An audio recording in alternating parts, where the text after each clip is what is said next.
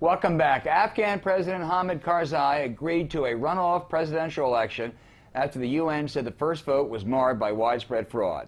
With us now to discuss these developments is Afghanistan's ambassador to the United States. And joining me is Bloomberg diplomatic correspondent Indira Lakshmanan. Ambassador Jawad, thank you so much for being with us. Let me start by asking you, for the sake of international credibility and credibility in Afghanistan, wouldn't it be better if the United Nations had overall supervision for these November 7 elections rather than the Karzai-appointed Afghan Election Commission?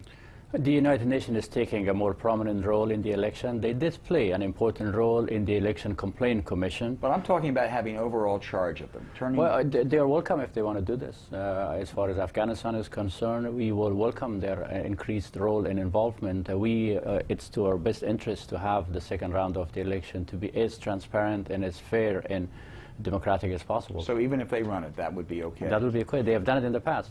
And let me, yeah, they did it in the first election. And there also were, I think, about 1,000 polling places in areas largely controlled by the Taliban that the Afghan army said they really couldn't protect. And there were very few votes in there and some controversies.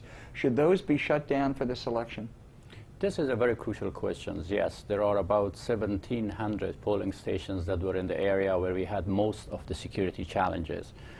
If we close them down, then we will be depriving a large number of the Afghans, especially the Pashtuns in the southern Afghanistan, and this will not be a good message for the success of the elections, and it will not be regarded as fair elections. We have to find ways to make sure that the votes of all Afghans, especially the South, are included in this process. The Obama administration, as we know, is increasing its aid to Afghanistan, but this is happening at a time when there's been long-standing charges of corruption against the Karzai government and now these new allegations of fraud. Will President Karzai accept serious anti-graft conditions attached to additional aid? First, as far as the international aid is concerned, there is no allegation of any abuse or misuse of those funds. Most of the international assistance are channeled and implemented through their own government. 20% of this money is coming to the Afghan government, and we are ready to be accountable for that. Yes, as far as the President Karzai decision to take tougher measure against corruption, we have heard the message of the international community, the message of the Afghan people. Part of the platform of the President Karzai is when and if he is elected to take tougher measure against corruption and improve governance overall in Afghanistan.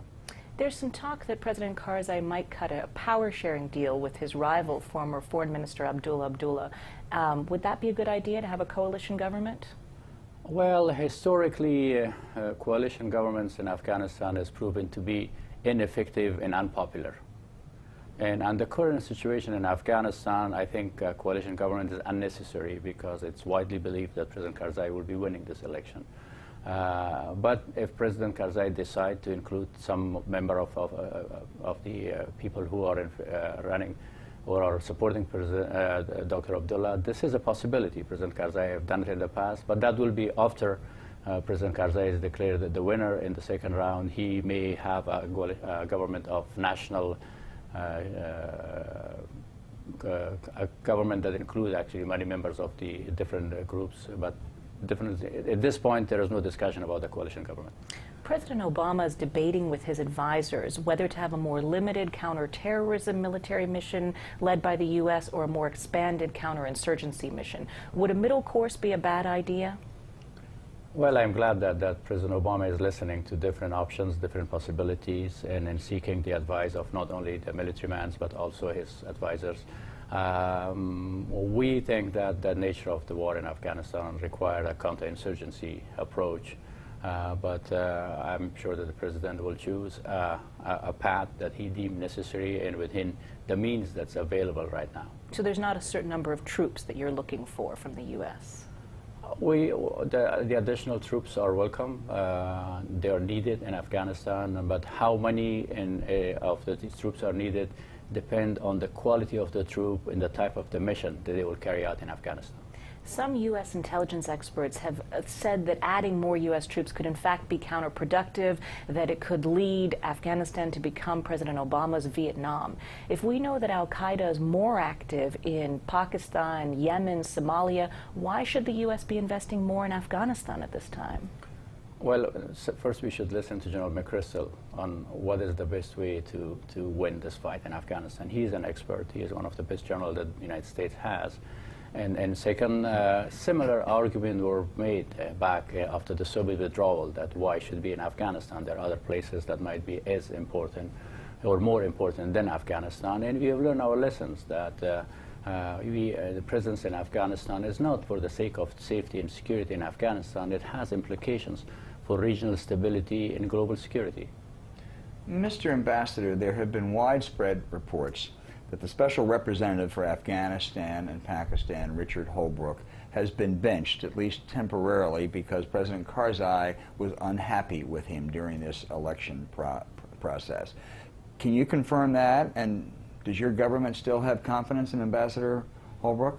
Our relations with the United States is an institutional relation. It's a strong strategic partnership between the two countries.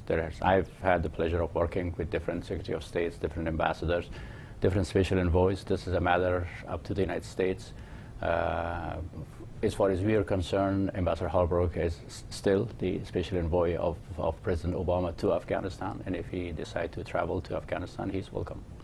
Do you still have confidence in Ambassador Holbrooke? It's not a matter for me to judge. I think we should see how the issues are developed in Afghanistan. I have enjoyed good working relations with Ambassador Holbrooke. Mm-hmm. And the reports of President Karzai have any different feeling? Can you tell us if those are accurate or not? As I mentioned, our relations are based on long-term strategic interest. Individuals are coming and going, and it will not affect actually the long-term relation between the two countries. Mr. Ambassador, thank you so much for being with us today.